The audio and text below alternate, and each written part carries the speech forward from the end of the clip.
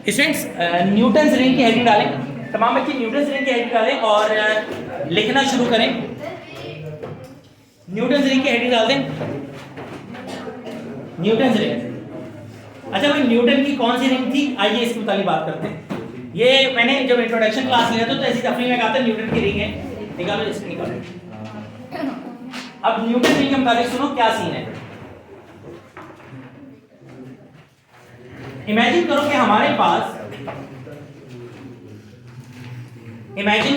पास एक glass slab है। Glass slab, अच्छा ग्लास स्लैब वैसे तुम लोगों ने प्रैक्टिकल में देखा होगा। ग्लास स्लैब ऐसे ग्लास की ना मोटी सी वो होती है जो लाइट वगैरह पास होती है। बैटरी क्लास में प्रैक्टिकल है शायद इसका, ग्लास स्लैब का। अगर नहीं देखी ना तो हमारे घरों में ना डाइनिंग टेबल वगैरह भी अक्सर शीशे की होती है, मोटे शीशे की, तो उसको भी क्या कह सकते हो आप, ग्लास स्लैब कह सकते हो। तो अब एक ग्लास स्लैब, मिसाल के तौर पे ग्लास स्लैब है, ठीक है, और इसके ऊपर हमने एक रखा plano convex lens. Plano convex lens क्या होता है कि जो एक साइड से प्लेन होता है, ठीक है, एक साइड से प्लेन होगा और एक साइड से जो है वो कॉन्वेक्स होगा, ठीक है। तो एक साइड पे उसके ऊपर हमने रख दिया प्लानो कॉन्वेक्स लेंस। इसका बता रहा हूं कि सीन है क्या, न्यूटन रिंग का। अब जब आपने प्लानो कॉन्वेक्स लेंस है और वो ग्लास स्लैब के ऊपर रखा हुआ, ठीक है, अब इसके ऊपर मिसाल के तौर पे आपने लाइट इंसिडेंट करवाई। अच्छा लाइट कौन सी इंसिडेंट करवाई, लाइट इंसिडेंट करवाई आपने मोनोक्रोमैटिक लाइट। इसके ऊपर आपने मोनोक्रोमैटिक लाइट इंसिडेंट करवाई।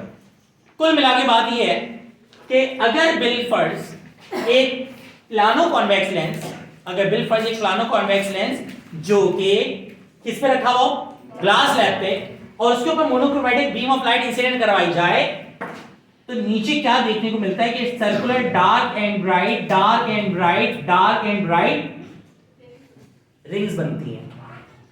और क्योंकि ये वाली ऑब्जर्वेशन सबसे पहले न्यूटन भाई ने दी थी, इस वजह से इन रिंग्स को कहा जाता है न्यूटन्स रिंग।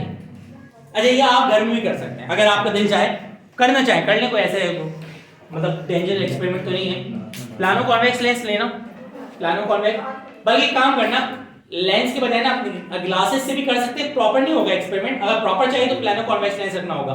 घर में अगर डाइनिंग टेबल होने ऐसी अक्सर होती है घरों में, इस तरह की डाइनिंग टेबल शीशे की बनी हुई होती है, मोटी वाली, टेबल के ऊपर रखना प्लानो कॉन्वेक्स लेंस को और लेजर निकालना, लेजर लाइट जो होती है, लेजर लाइट को ना उस प्लानो कॉन्वेक्स लेंस के ऊपर डालना, नीचे देखना dark bright, dark bright, dark bright क्या नजर आएंगे आपको, गोल गोल रिंग्स नजर आएंगी, और इन रिंग्स को कहा जाता है न्यूटन्स रिंग, ठीक है। ये नॉर्मल जो अक्सर बेशतर जो है ना, जो हमारी मुख्तलिफ किस्म के शीशे की चीजें लगी हुई होती हैं, तो हमें साइड पे नजर नहीं आ रहे होते हैं, इस तरह से शेड आ रहे होते हैं, इस तरह से डार्क और ब्राइट रिंग्स बन रही होती हैं। तो ये बाहर रिंग क्या कहलाती है, न्यूटन्स रिंग। अब कुल मिला के बात क्या है, मैं उर्दू में बोल रहा हूँ, फिर उसके बाद में इंग्लिश बोलूंगा। मैं ये बोल रहा हूँ कि जब monochromatic light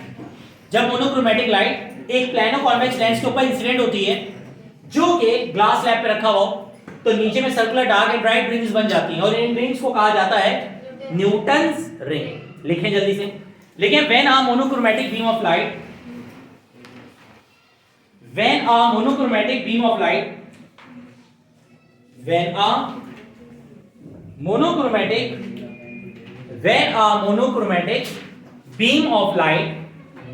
a monochromatic beam of light incident on a plano convex lens,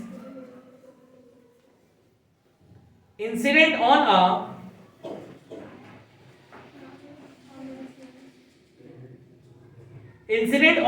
plano convex lens,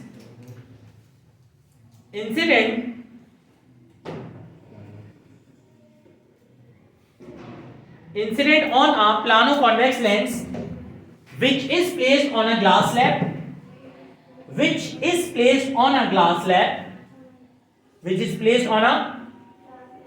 slab, then circular dark and bright rings are obtained. When a monochromatic beam of light incident on a plano convex lens which is placed on a glass slab, then circular dark and bright rings are obtained. Then circular dark and bright rings are obtained. तो list of डाल के लिखो, these rings are called Newton's ring. These rings are called Newton's ring. These rings are called Newton's ring. Dark and bright rings are obtained. Dark and bright rings are obtained. Full stop डाल के लिखो, these rings are called Newton's ring. These rings are called Newton's ring. These rings are called Newton's ring. Done हो गया boss? These rings are called Newton's ring. अब इसके नीचे जो है ना हेडिंग डालो एक्सप्रेशन की. एक्सप्रेशन मतलब इसके फॉर्मूलाज ड्राइव करेंगे हम. एक्सप्रेशन, उसके बाद हम इसको समझते हैं और समझाते हैं.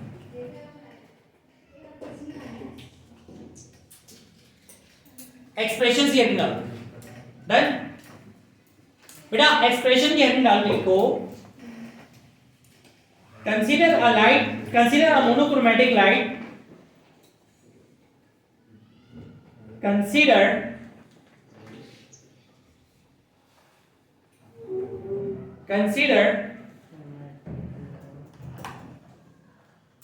a light of wavelength.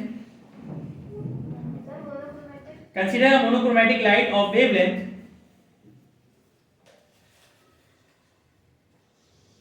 Consider a monochromatic light of wavelength. उसके बाद इनवर्ट कॉमास में लिखो lambda.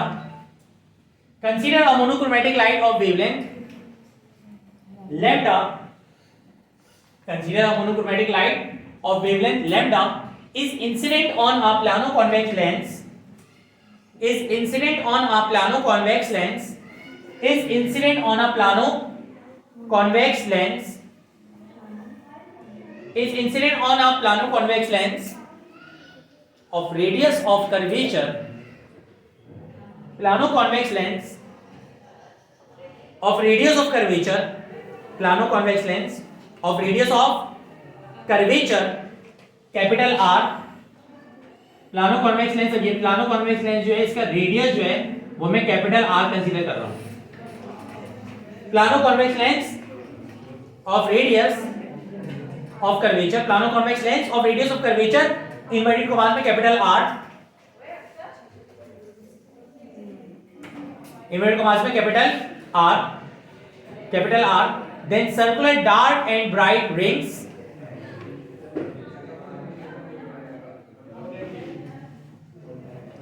Then circular dark and bright rings are obtained. Then circular dark and bright rings are obtained. Then circular dark and bright rings are obtained. Full stop डाल के लिखो, let R be the, small r लिखना, let R be the radius of, let R, let, let, फिर इस inverted commas में small r, let R be the, let R be the radius of, sorry, let R be the radius of ring. Let R be the radius of ring. Let R be the radius of ring. Then applying Pythagoras theorem. Then applying Pythagoras theorem on right angle triangle.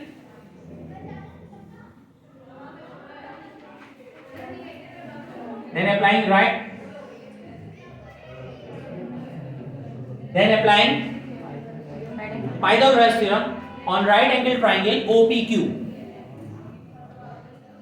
OP capital Q आएगा. OPQ like हमेशा triangle इस तरह लिखते हैं, right angle triangle OPQ.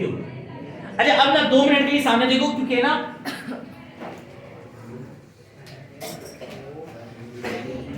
एक अभी derivation करा दूंगा इक्वेशन को 1 तक, उसके बाद ना आगे हम कल डेरिवेशन कंप्लीट करेंगे. मेरे बेटा मुझे एक बात बताओ, ये डायग्राम तो समझ में आ गई ना. मेरा बच्चा इधर देखो, कैपिटल R ना radius of curvature of lens है, यानी लेंस का रेडियस. और ये जो है ना, इधर देखिएगा, ये जो है रेडियस ऑफ क्या है, रिंग। जहन में घुसा लीजिएगा, small R radius of ring है और capital R radius of curvature of lens है। तो मेरा बच्चा मुझे एक बात बताओ, इसका मतलब क्या हुआ, यहां से लेकर यहां तक का फासला स्मॉल आर है और यहां से लेकर यहां तक का फासला क्या है, कैपिटल आर। अब एक चीज और याद रखिएगा, थिकनेस ऑफ फिल्म को हम टी कहते हैं, यहां से लेकर यहां तक, इसको क्या कहते हैं, स्मॉल टी। स्मॉल टी का मतलब है thickness of film. Small T का मतलब क्या है, थिकनेस ऑफ फिल्म। तो क्या मैं कह सकता हूं कि फिर ये जो फासला होगा यहां से लेकर यहां तक का, ये वाला फासला, जरा देखते हैं आप इसको बता पाते नहीं बताते, मैथ्स एक्स्ट्राऑर्डिनरी किसी की होगी तो बता देगा। देखो अगर यहां से लेकर यहां तक कैपिटल आर है तो रेडियस हर तरफ सेम रहता है सर्कल में, तो यहां से लेकर यहां तक भी क्या होगा, कैपिटल आर। फिर से सुनो, अगर यहां से यहां तक कैपिटल आर है तो यहां से यहां तक भी क्या होगा, कैपिटल आर, और ये टी है, ये फासला क्या है, टी। अब अगर ये कैपिटल आर है और ये टी है तो क्या मैं कह सकता हूं ये वाला फासला जो होगा ये होगा आर माइनस टी। फिर से सुन लो, अगर ये कैपिटल आर है और ये टी है तो this distance should be R minus T.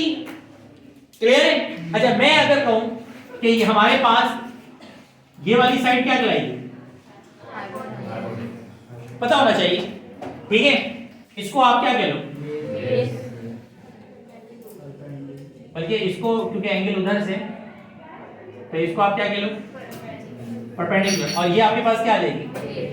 अब मेरा बेटा मुझे जरा जल्दी से बताओ, अगर मैं पाइथागोरस थ्योरम अप्लाई करता हूं तो पाइथागोरस थ्योरम क्या है, हाइपोटेन्यूज के square is equal to base के स्क्वायर प्लस परपेंडिकुलर के स्क्वायर। बोलो क्लियर है, यही नजर आ रहा है, ठीक है। अच्छा मेरा बेटा जल्दी से बताओ, अब मैं जो करने जा रहा हूं ना, मुझे नहीं लगता आप कोई एतराज करोगे, अगर मैं करूं ये हरकतें जो करने जा रहा हूं, OP square is equal to OQ square PQ square, बोलो खुद समझ में आ गया, समझाऊं, समझ में आ गया। अगले स्टेप जो करने जा रहा हूं समझ में ना आए तो मुझे सिर्फ हैरानगी होगी, अदरवाइज मुझे नहीं लगता आपको समझ में नहीं आएगा।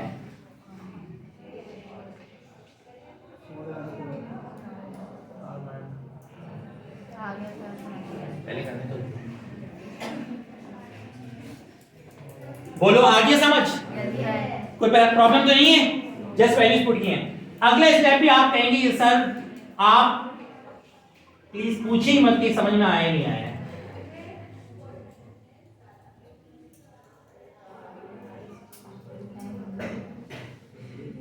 क्या कहते हो, आ गया समझ में, कोई इतना मुश्किल है नहीं। देखो आपके पास ये स्टेप वो गरीब बच्चे कि जिनको समझ में नहीं आया उनके लिए, गरीबों सामने देखो, आप लोगों को पता होगा a माइनस बी का whole square is equal to a square minus 2ab plus b square, r square is equal to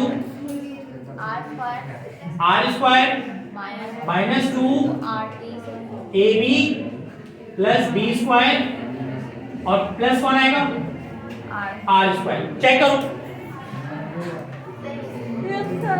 clear है, यहाँ तक मुश्किल हो रही है। इसके बाद मैं नीचे लिख रहा हूं बेटा, अगले स्टेप में r से r स्क्वायर से r स्क्वायर क्या हो जाएगा, कैंसिल, बचा कौन, 2rt, ये 2rt माइनस के यहाँ की क्या हो जाएगा, ये हो गया 2rt, इधर कौन बचा, p square plus r square. अच्छा याद रखना t का फैक्टर स्मॉल है और स्मॉल फैक्टर को हमेशा क्या कर देते हैं, नेग्लेक्ट होते हैं। बड़े बड़े शहरों में छोटी मोटी बातें होती रहती हैं, छोटी छोटी बातों को क्या कर देना चाहिए, इग्नोर। यहाँ पे बताओ सबसे छोटी बात कौन, t, हम लिखेंगे सिंस t is very small so we are neglecting किसको? टी छोटा है, इस वजह से बेचारा टी स्क्वायर नेग्लेक्ट हो गया। ठीक है, तो टी स्क्वायर को क्या कर दिया? नेग्लेक्ट। स्मॉल फैक्टर को ना नेग्लेक्ट कर देते हैं क्योंकि स्मॉल फैक्टर को कोई इंपैक्ट नहीं आ रहा होता, तो लिहाजा इग्नोर कर दिया।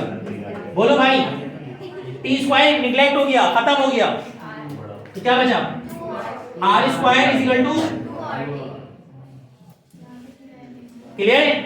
अच्छा, अब हमारे पास यहाँ पे जो रिंग्स बनती है ना उनकी तादाद n होती है। n का मतलब कोई भी नंबर, 1 बनेगी, 2 बनेगी, 3 बनेगी, 4 बनेगी, अपने को पता नहीं है, तो हम नीचे लिखेंगे for nth ring. nth ring के लिए यहां पे लग जाएगा, ये देखो आर एन स्क्वायर, यानी सबके साथ n लग जाएगा, इज इक्वल टू 2t एक साथ चला जाएगा और r अलग आ जाएगा। ये 2 और t, तो 2tn बन के यहाँ पे भी n लगे, यहाँ पे भी n, और कैपिटल R अलग क्यों आएगा? क्योंकि r radius of curvature of lens है। तो ये आपके पास बन गई इक्वेशन नंबर क्या? 1। फॉर योर काइंड इंफॉर्मेशन, अभी पार्टी खत्म नहीं हुई है बल्कि अब पार्टी शुरू हुई है, और कल इंशाल्लाह सर प्रॉपर अंदाज में आपको डायग्राम बनाएंगे भाई, और यहां से लेकर यहां तक राइट डाउन कर लें। कल यहीं से हम कंटिन्यू करेंगे इंशाल्लाह। ये